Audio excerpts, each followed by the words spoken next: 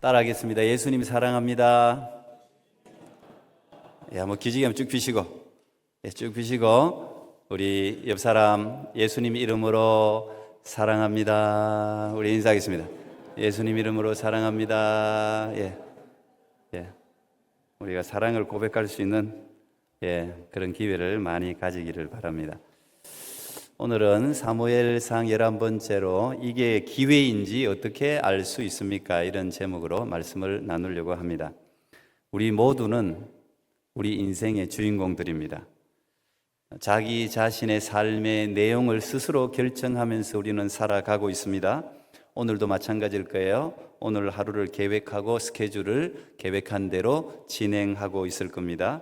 오늘도 예배가 끝난 후에 또 각자의 계획들을 가지고 있을지도 모르겠습니다.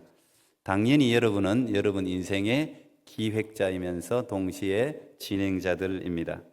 우리가 어딘가 여행을 가더라도 요즘 이제 인터넷이 너무 발달돼 가지고 여행 가면은 호텔 전부 다 외국이라도 다 미리 다 예약을 하지 않습니까? 비행기를 타고 갈지 차로 갈지 렌트를 할지 이런 것도 여러분들이 다 계획을 하죠. 가서 누구를 만날지 이런 것들을 전부 계획을 합니다. 그런데 이 인생이 내가 계획한 대로 다 될 때도 있지만 이 계획한 대로 진행되지 않을 때도 참 많습니다. 계획하지 않았던 내 계획에 들어있지 않았던 돌발적인 상황들이 수시로 우리가 발생을 해서 만날 때가 있습니다. 저도 수없이 그런 일들을 그래서 우리가 온두라스 단기 선교도 12명이 지금 확정됐는데 기도를 해야 돼요. 선교 현장이기 때문에 또 무슨 일을 만날지를 몰라요. 기상 이변으로 항공 스케줄이 캔슬된다든지 저도 선교 가서 한번 그런 적이 있거든요. 갑자기 또 다치거나 아프거나 사고를 만나거나 어쨌든 우리 인생에 우리 스스로의 스케줄 계획에 들어있지 않은 돌발 상황들이 우리 인생에 갑자기 끼어들 때가 있습니다. 이런 상황들은 계획이 없던 거라서 당하게 되면 굉장히 당황스럽죠. 그때 우리는 계획하지 않고 예상하지 못했지만 어쩌면 목숨이 왔다 갔다 할 수 있는 중요한 결정을 그 돌발 상황 가운데서 해야 할 때를 만나게 됩니다. 어쩌면 이 기회라는 게 이런 돌발 상황 가운데 많이 숨어 있는지도 모르죠. 이제 그러면 우리가 이런 돌발 상황에서 만나게 되는 이런 상황 속에서 이게 기회인 건지 아니면은 이게 내게 잘못되는 건지 이런 것들을 우리가 어떻게 알 수 있을까? 이 기회라면은 붙들어야 되잖아요. 그래서 본문을 통해서 제가 오늘 이게 기회인지를 우리가 어떻게 알게 될까? 저는 실제적으로 제 삶을 돌아봐도 굉장히 중요한 것 같아요. 결정 하나가 엄청나게 중요한 것 같아요. 첫 번째, 이게 기회인지 어떻게 알 수 있을까? 첫 번째, 기회는 언제나 위기로 변장해서 우리에게 찾아옵니다. 인생의 위기를 만났을 때 혹은 공동체나 국가적인 위기를 만났을 때가 기회일 수 있습니다. 그 위기를 기회로 붙잡아야 됩니다. 우리가 이 위기라는 영어 단어가 크리시스라는 단어를 쓰지 않습니까? 이게 어원이 크라이테리온이라는 결정한다, 표준, 기준, 스탠다드 여기에서 나왔다고 그럽니다. 우리가 위기를 만나게 되면 그 순간 자신이 평소에 가지고 있는 가치들을 토대로 해서 중요한 결정을 내리게 돼요. 그래서 위기 상황 가운데 그 사람이 결정하는 걸 보면 그게 그 사람이에요. 그 사람의 평소의 신념이 전부 응축되고 함축되어서 딱 결정을 하게 되는 거죠.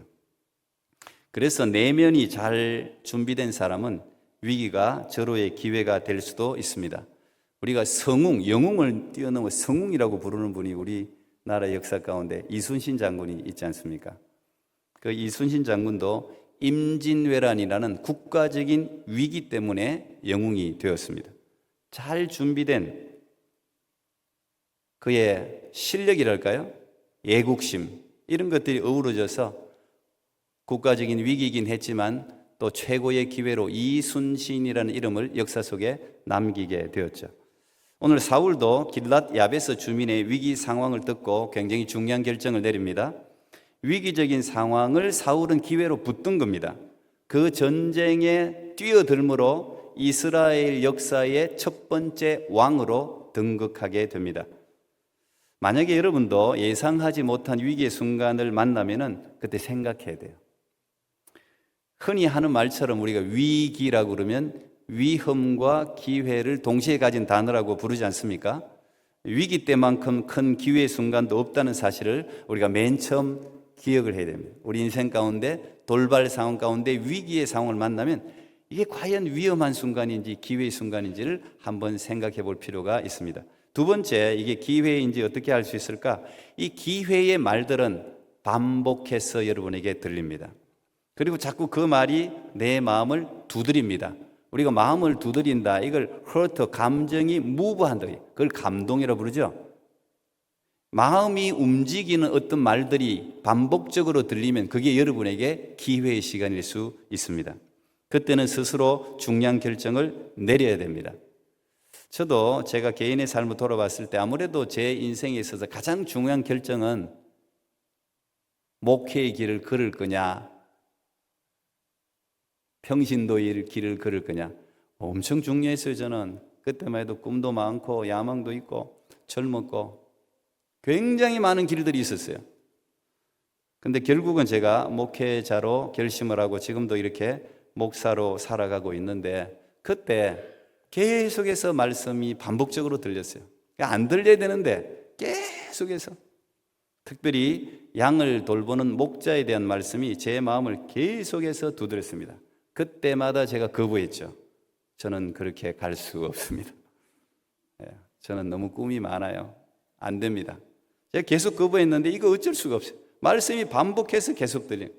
각기 다른 목사님의 말씀을 듣는데 유독 그 말씀만 계속 제 마음을 쳤습니다. 성경을 읽는데도 계속 그런 말씀만 제 눈에 확 들어오면서 마음에 담기는 거예요. 특별히 저는 에스겔 34장에 보면 이스라엘 목자들을 향해서 예언하는 말씀이 이 에스겔 34장 말씀입니다. 거기에 목자가 없으므로 양들이 흩어져서 들짐승의 밥이 되었도다. 이 말이 막 반복해 들리는데 미치겠는 거예요, 제가. 결국은 제 나름대로 제 인생의 세상적인 야망을 포기하고 양을 돌보는 목자가 되겠다는 결정을 하고, 그 결정이 제 인생 전체를 송두리째 지금 바꾸어 놓은 것이죠. 다윗도 골리앗에 대한 이야기를 들었을 때 마음이 움직였습니다. 하나님 아버지를 모욕하는 골리앗을 도저히 그냥 두고 볼 수가 없었습니다. 겨우 10대인데 전쟁에 참여한 형들에게 도시락을 전달하기 위해서 가지 않았습니까? 형들 잘 있나 보고 와라, 도시락 좀 전달하고 와라. 그 아버지 심부름하러 갔어요, 거기에. 그런데 거기에서 사람들이 하는 말을 들은 거죠. 골리앗에 대한 이야기. 그 이야기를 듣자마자 마음에 분이 올라옵니다. 우리가 이걸 의분이라 그럽니다. 오늘도 사울이 분을 내는데 이 의분을 참지 못해서 전쟁에 뛰어들게 된 것입니다. 다윗의 삶을 완전히 뒤바꾸어 놓은 골리앗과의 결투를 하게 되고, 다윗이라는 이름을 이스라엘의 역사뿐 아니라 오고 오는 영원한 성경의 역사 속의 이름을 남기게 됩니다. 다윗은 천재 이루의 기회를 잡은 것입니다. 오늘 사울도 마찬가지입니다. 6절에 보니까 이 말을 들을 때 하나님의 신에게 크게 감동되었다, 이렇게 기록하고 있어요. 감동되었다는 것은 수동태죠. 하나님이 그를 감동했다는 거예요. 그리고 노가 크게 일어났다. 의분이 마음속에서 일어난 겁니다. 쉽게 이야기하면 마음이 뜨거워진 거예요. 여러분, 설교 시간에 마음이 뜨거워지면 여러분에게 주시는 말씀이에요. 마음이 뜨거워져야 돼요. 마음이 움직여져야 되는 거예요. 똑같은 말을 들어도 어떤 사람에게는 아무런 감동을 주지 않습니다. 그렇죠? 똑같은, 여기도 마찬가지예요. 오늘 하나도 목사님 말씀이 하나도 안 들리는 사람이 있고, 어떤 사람은 크게 들리는 사람이 있어요. 기회를 붙드는 사람은 그 말이 확성기에 대고 이야기하는 것처럼 크게 들려요. 자기한테 그냥 완전히 고함치는 것처럼 들리게 되어 있습니다. 그리고 그 말을 듣는 순간 마음이 움직여요. 마음이 뜨거워지는 거예요. 만약 여러분에게 그런 말이 계속 반복해서 들리고 마음이 움직이면 그것이 여러분에게 하나님이 주신 절호의 기회라는 사실을 기억할 필요가 있습니다. 세 번째, 우리가 어떻게 이게 기회인지 알 수 있을까? 우리가 마음이 움직인다고 해서 모든 사람들이 다 기회를 잡지는 못합니다. 그럴 거예요. 여러분 경험을 생각해 보세요. 마음이 움직였는데 뜨거워졌는데 얼마나 많이 놓쳤습니까, 여러분? 기회는 반드시 위험을 동반한다는 사실을 기억해야 됩니다. 만약 여러분에게 큰 위험을 감수해야 되는 어떤 일이 생긴다면 역설적으로 그것이 기회일 수 있습니다. 오늘 사울도 목숨을 걸어야 하는 결정을 했습니다. 우리가 다윗이 골리앗하고 싸운 거 마치 동화 속의 이야기처럼 이야기하는데 그렇지 않죠. 다윗은 목숨을 거는 결정을 한 거예요. 죽는 거예요, 그거는. 손해 볼 게 많고 방해꾼이 많다면 그것이 분명히 기회일 수 있습니다. 누군가 적극적으로 여러분들을 반대한다면 그게 절호의 기회일 수 있습니다. 여러분 잘 알려진 거창고등학교 직업 10계명 있잖아요. 그거 여러분 아시죠? 정말 기가 막힌 10계명이에요, 볼수록. 그 중에 하나가 뭡니까? 직업 10계명 중에 하나가 부모님이나 아내나 약혼자가 결사 반대하는 곳이면 틀림없다. 의심치 말고 가라. 그렇게 돼 있어요. 왜요? 부모, 아내, 자식, 약혼자, 나를 너무 잘하는 사람은 위험한데 절대 반대합니다. 다친다, 안 된다. 그래서 다 기회를 못 잡는 거예요. 무조건 가라는 거, 그 길은. 트로이라는 이 영화, 제가 아주 오래전에 본 영화인데 제가 이런 류의 영화를 좋아하는 것 같아요. 싸우는 거 이런 거. 근데 여기에 제가 엄청나게 오래전에 봐요. 여기 캐나다 오기 전에도 본 것 같은데 그때 봤는지 하여튼 본 것 같아요. 근데 기억이 나는 대사가 하나, 지금까지 남아있는 대사가 하나 있어요. 이게 여러분 브래드 피트가 주인공을 했는데 저 영화에 아킬레우스라는 이름으로 등장을 합니다.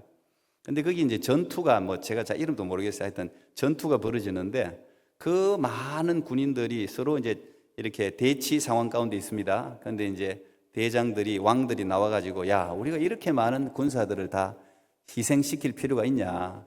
너 나라 대표 한 명 뽑고 우리도 대표 한 명 뽑아서 대표들끼리 싸워서 지면 지는 걸로 하자. 이렇게 합의를 봤어요. 그래서 저쪽 상대편에서 대표 한 명이 나오는데 진짜 골리앗 같은 사람이, 딱 골리앗 같은 사람이 키가 이만 와 이래가 나와요. 혹시 많이 봤죠, 여러분? 예, 한번 보세요. 재밌어요, 이거. 예. 근데 이쪽에서는 이 왕이 아킬레우스 이름을 부릅니다. 아킬레우스 부르는데 없어요. 아킬레우스는 이 왕을 싫어해요. 자기는 지금 여흥을 즐기고 있습니다. 그러니까 소년 한 명을 보내서 데리고 오라고 이야기합니다. 그래서 소년이 가서 아킬레우스의 그 천막에 들어가서 아킬레우스를 막 깨워서 지금 왕이 부른다.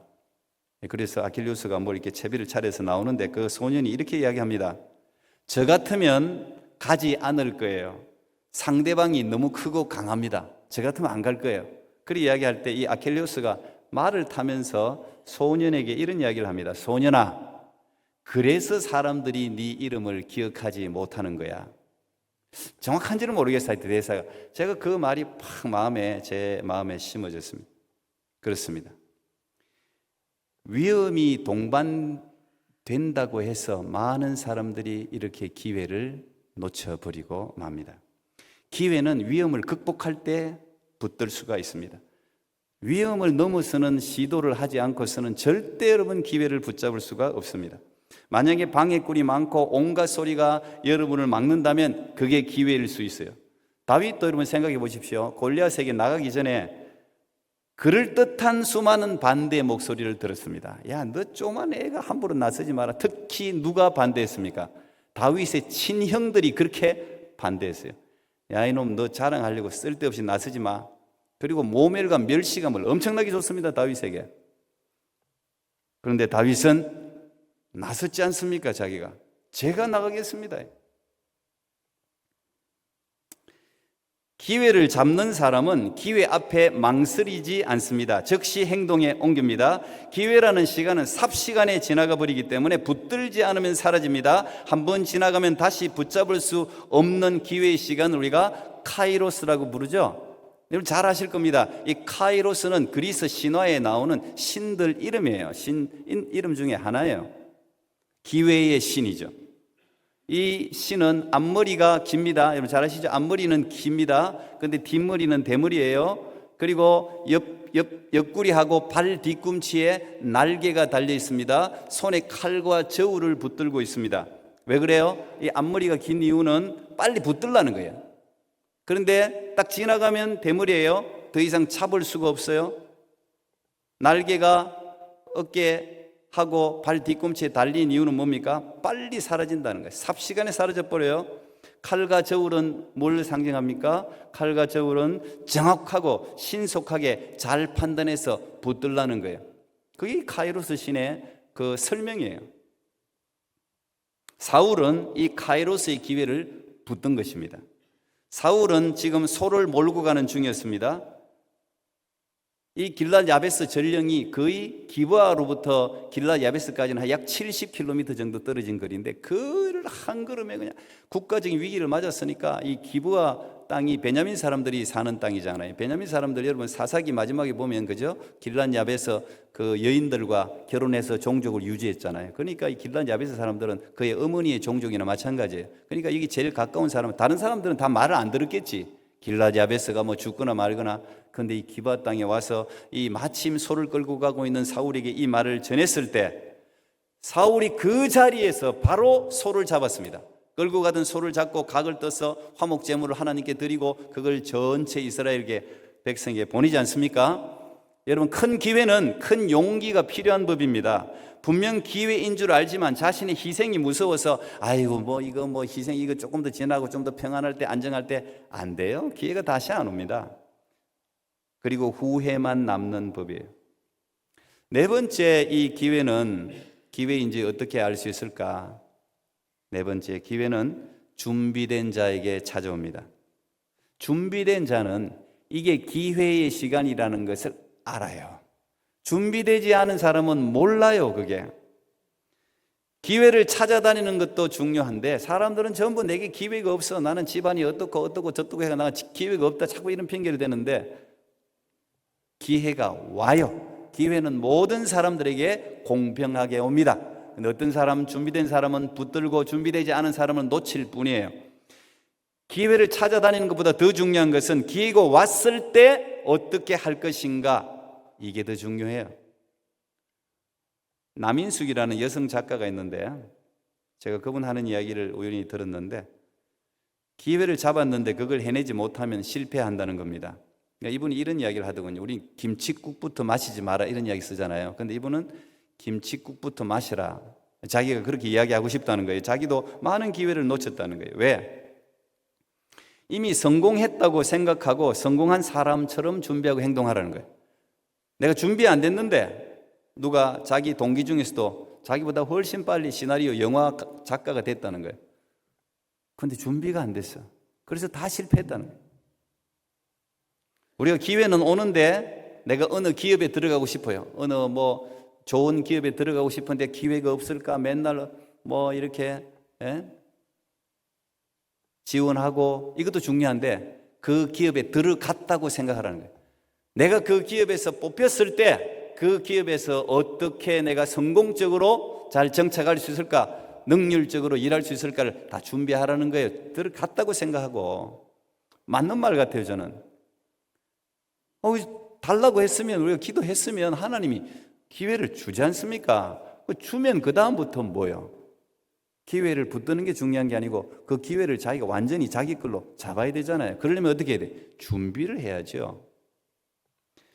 여러분 잘 알려진 김미경이라는 강사 있지 않습니까? 제가 일부러 얼굴 사진을 준비했어요. 왜냐하면 이제 나이 60 다 돼가지고 예수님을 믿었어요. 어머니가 신실한 기독교인인데 예수 안 믿다가 늦게 예수를 믿었다 그래서 내가 소개해 주는 거예요. 내가 이분 알라는 모르겠는데 소개해 주는 거예요.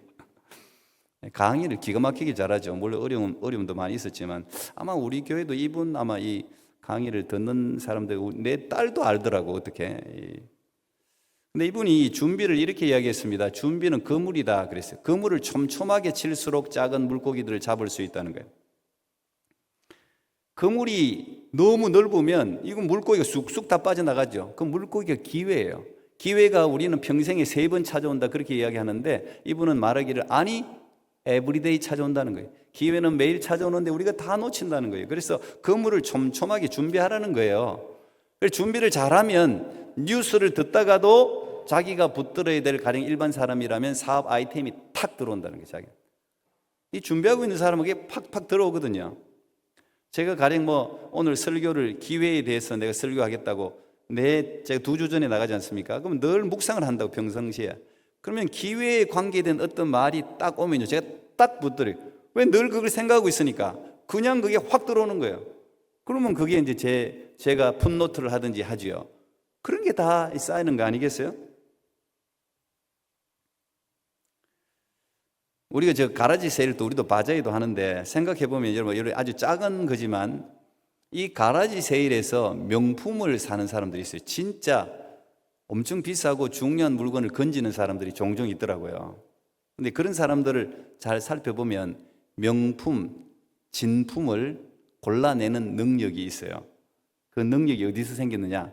평소에 공부를 해서 그래요. 자기가 어떤 가령 이 컵에 관심이 많은 사람은 이 컵에 대해서 다 연구를 하는 거야. 이 컵이 어디서 만든 게 좋은 거고 어떤 게 비싼 거고 어떤 게 이런 걸 평소에 늘 공부를 했다 생각해 봐요. 그 내가 가라지 세일을 가서 딱 보니까 컵 하나가 딱 보이는데 이거 메이드 인 뭐 어디 이 물건 딱 보니까 좋은 거야. 5불 우리는 맨날 $1 너무 싸게 우리 너무 싸게 팔아. 근데 어쨌든 딱 보니까 뭐 10불이라고 적혀 있다 칩시다. 와우, 이거 가치가 적어도 100불은 있는 건데 바로 사겠죠? 준비된 사람은 바로 삽니다. 아니까.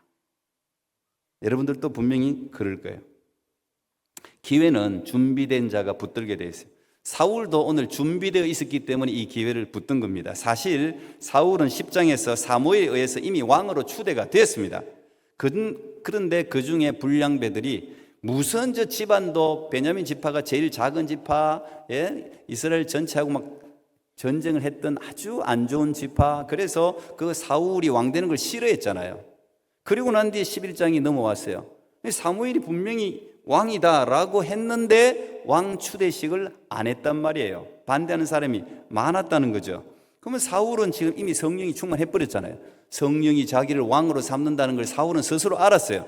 그리고 사무엘이 기름을 부어버렸어요. 그런데 공식적으로는 이스라엘에서 왕으로 추대되지는 않았어요. 근데 자기가 하나님이 왕으로 불렀구나 하는 것을 알았을 거예요. 그래서 사울은 준비한 겁니다. 이 길랏 야베스 사람이 구조를 요청했을 때 사울이 망설이지 않았던 이유도 이미 많은 생각과 준비를 하고 있었기 때문에 그렇습니다. 우리가 어디서 이걸 엿볼 수 있느냐? 11절을 보면은 사울이 소를 각을 떠서 보냈을 때 33만 명이 모였습니다. 33만 명이 모였어요. 그런데 여러분, 이 1000명, 100명, 200명 또 큰 추를 하기 어렵습니다. 우리가 전체 수련회 해서 알잖아요. 마이크 없으면 목 다 쉬어요. 여러분 모이세요. 뭐 해도 뭐 저쪽에서 딴 거 하고 막 100명 컨트롤 하기도 어렵습니다. 33만 명 컨트롤 하기 쉽지 않습니다. 사울은 준비되어 있었어요. 그리고 이 33만 명을 세대로 나눴다. 군사를 딱 세대로 세 무리로 나눠서 전략이 있었다는 이야기예요. 그리고 흥분하지 않았습니다. 야, 공격 앞으로 무조건 그러지 않았어요. 전략을 짰다는 이야기예요. 이 전략이 갑자기 나오는 전략이 아니라는 말이에요. 우리가 흔히 이야기하는 이 시뮬레이션, 머릿속으로 상상, 이게 굉장히 중요하거든요. 여기서부터 다 준비한 만큼 벌써 이걸 다 이미지화 시키고 계속 연습한 사람이 할 수 있거든요. 이 사울이 했다는 이야기예요. 그런 걸 평소에 성공을 늘 그림으로 그려봤다는 겁니다. 오늘 9절에 보니까 길랏 야베스 사람들에게 내일 해가 더울 때 너희가 구원을 얻으리라. 이야, 이런 확신이 어디서 나와서 이런 말을 하겠습니까? 내가 너 해가 더울 때 너희들이 구원을 얻는다. 길랏 야베스 사람들에게 확신, 분명히 내가 그렇게 한다. 군사를 모집한 이 베색이라는 곳에서 길랏 야베스까지는 약 20km. 여러분 20km면 빠른 사람은 한 4시간이면 갈 수 있는 거리예요. 길이 험해도 한 5, 6, 7시간이면 충분히 갈 수 있는 거리예요. 그때 기병들은 없었으니까 다 보병들이에요. 걸어서 가는데 사울이 딱 베색에서 출발해가지고 새벽녘에 도착해버리잖아요. 그리고 새벽에 쳐버리잖아요. 길랏 야베스를. 마치 전쟁을 준비하고 있었던 전략을 일사불란하게 진행시켰기 때문에 무조건 하나님의 은혜가 아니라 이 사울이 준비되어 있었던 거예요. 그래서 이 전쟁에 승리할 수가 있었습니다. 여러분 기억하십시오. 일상의 삶을 착실하게 살면서 준비한 사람에게 기회는 찾아옵니다. 사울도 지금 일상의 삶을 살고 있는 거 아닙니까? 소를 끌고 오고 있다는 말은 무슨 말이에요? 농사를 짓는다는 이야기죠. 잘못하면 사울은요, 바람만 들어갔을 수 있어요. 사무엘이 너 왕이라고 했는데 이게 도대체 뭐야? 괜히 거기 들떠가지고 그냥, 우리가 보통 이 들뜨면 일상적인 삶을 잘 못하거든요. 공부도 안 하고 돈도 안 벌고 직장 생활도 안 하고 붕 떠가지고 뭐가 있는 것처럼. 여러분, 하나님의 은혜가 임하면 우리가 일상의 삶에 더 최선을 다하잖아요. 그러나 일상의 삶을 살면서 우리의 마음을 하늘에 두는 거 아닙니까? 하나님의 사람으로 꿈과 비전을 향해서 준비하는 사람이잖아요. 그냥 보면 그냥 뭐 직장 갔다가 나오고 이렇게 생각하는 것 같은데, 여러분 항상 중요한 건 뭐예요? 제가 우리 청년들에게 늘 강조하는 게 있어요. 보이지 않는 시간이 중요하단 말이에요. 사람은 보이지 않는 시간이 중요해요. 성공한 사람, 공부 잘하는 사람, 신앙이 좋은 사람은 보이지 않는 시간에 자신의 발전을 위해서, 꿈을 위해서 헌신한단 말이에요. 거기에 투자를 한단 말이에요. 오늘 사울은 분명히 보이지 않는 시간에 헌신을 했을 겁니다. 그리고 사울은 차분히 때를 기다리면서 준비를 한 겁니다. 막 억지로 사무엘이 나 왕으로 기름 부었잖아, 너희들 왜 나를 왕으로 안 세우는 거냐, 뭐 이렇게 뭐 조급해하지 않았다. 차분하게 때를 기다렸어요. 그러다 보니까 오늘 그냥 이스라엘 전체가 환호하고 박수치면서 왕으로 추대하잖아요. 여러분, 일상에 주어진 삶에 최선을 다하면서 준비하는 사람에게는 반드시 기회가 찾아오게 되어 있습니다. 마지막으로 이게 기회인지 어떻게 알 수 있을까? 성령 충만한 징조가 나타나면 그게 기회의 시간입니다. 벌써 우리가 사무엘상 10장 7절에 이야기했죠. 사무엘이 이미 사울에게 조언을 했지 않습니까? 사무엘상 10장 6절 7절, 네게는 여호와의 영이 크게 임하리니 너도 그들과 함께 예언을 하고 변하여 새 사람이 되리라. 이 징조가 네게 임하거든 너는 기회를 따라 행하라. 기회를 따라 행하라. 하나님이 너와 함께 하시느니라. 6절에 오늘 보니까 사울이 이 말을 들을 때 하나님의 신에게 크게 감동되었다. 이게 징조가 임했잖아요. 지금 길라 야베스 사람으로부터 우리를 도와달라는 말을 듣자마자 하나님의 성령이 충만하게 임해버렸잖아요. 그걸 덮어버렸잖아요. 이 사울이 이게 징조다, 이게 기회다, 이걸 알았다는 거예요. 여러분, 하나님의 사람은 하나님의 신호에 따라서 움직이는 사람이, 그게 하나님의 사람이에요. 세상에 지금 사회 환경이 어떻고, 지금 기후 변화가 어떻고, 지금 대통령이 바뀌었고 안 바뀌었고, 이런 사회적인 변화도 중요하지만 그것도 좋은 시그널이에요. 그것도 우리가 연구할 필요가 있지만 더 중요한 거는 하나님의 사인이에요. 하나님의 사인이라는 게 뭐예요? 그게 성령의 충만함이에요. 그게 성령이 여러분들의 마음을 사로잡는 거예요. 하나님의 사람에게 있어서 가장 확실한 시그널, 신호가 뭡니까? 그게 성령과 성경이에요. 성령과 성경. 성령이 우리를 사로잡고 성경 말씀이 우리를 확인시켜주면 무조건 움직여야 되는 거예요. 그때 그래 하는데도 안 움직이는 사람은 다 기회를 놓치는 거예요. 뭘 더 확인합니까? 너무 신중해도 안 돼요. 저도 굉장히 신중한 사람이에요. 저도 신중해가 놓친 게 제법 있는 것 같아요. 근데 어떤 사람은 보면은 너무 급해. 그냥 성령이 조금만 찌리리릭 하면 그냥 움직이는 사람이 있더라고. 그래가지고 잘 되는 경우도 있고, 그런 건 길게 못 가요. 길게 못 가. 찌리리릭 하면 빠르락 하면 일을 막 해. 그런데 저 같은 사람이 들어가면 좋아요. 딱 마무리를 잘해, 제가. 쭉 가서. 근데 여러분, 우리가 일을 할 때 두 개 신호가 다 하나님의 사람들이 꼭 받아야 될 신호예요. 성령이 반드시 있어야 돼요. 아무리 시대가 어둡고 악하고 악조건이라도 성령이 임하면 되는 거예요. 성령이 임하시는데, 하나님이 세상 천지 만물을 창조하신 분인데 하나님이 하라는데 왜 여러분들이 거부합니까? 하나님이 하라는데 눈에 눈가 딱 감아버려. 우리가 왜 기도할 때 눈 감습니까? 보이는 거 없이 하나님만 보려고 눈 감는 거 아니에요? 눈 감는 눈은 감고 기도하라는 법이 어디 있어요? 그런 게 어디 있어요? 여기 눈 뜨고도 얼마든지 기도할 수 있는데. 그런데 여러분들이 육신의 사람이니까 온갖 게 다 보이지. 기도하다가도 뭘 보고 여기 갔다가 내가 뭐 하고, 그래서 눈 감으라는 거 아닙니까? 그래서 이 찬송가 제일 많이 지은 사람 제가 소개했죠. 이미 페니 크로스비라는 분은 6개월 때 시각장애인인데 이렇게 많은 찬송가를 9,000편 이상 지었어요. 왜? 하나님을 봤으니까. 하나님을 보는 게 중요해요. 그런데 성령이 충만하면 그 다음에 확인해야 될 게 하나님의 말씀이에요. 하나님의 말씀으로 확인을 받아야 돼요. 이게 확인을. 이것도 제가 할 말이 많지만 성령 충만한 사람은 공통적이기 때문에 동료들로부터 확인받을 수가 있어요. 어쨌든 여러분, 성령에 사로잡히고 성경 말씀이 확인시켜주면 무조건 움직여야 돼요. 일단 뭘 해야 될지 계획할 필요도 없어요. 하나하나 계획하다가 또 다 끝나. 시리리릭 열정이 꺼져버리는. 아마 경험 많이 했을 거예요. 성령이 충만하고 하나님 말씀이 확인했는데도 이게 뭘 너무 따지는 사람들이 많아요. 그래서 일이 안 되는 거예요. 일단 두 개가 확인되면 발을 내디드세요. 일단 하나님이 말씀하심이 요단강이 어떻게 갈라지, 이게 요단강이 이거 어떻게 갈라지, 우리가 생각할 필요가 없어요. 그 다음 하나님이 하시는 일이지. 요단강에 발을 딱 디디면 요단강이 갈라지는 거예요. 하나님이 역사하는 거예요. 하나님의 능력만큼 역사하는 거잖아요. 여러분들이 다 생각하고 이성적으로 전부 다 추리할 수 있을 것 같으면 뭐하러 신이 필요합니까? 여러분이 신 하면 되지. 그렇잖아요. 성령이 충만하고 성경이 확인되면 그냥 발을 딛는 거예요. 그러면 희한한 일이 일어납니다. 돕는 사람이 많아져요.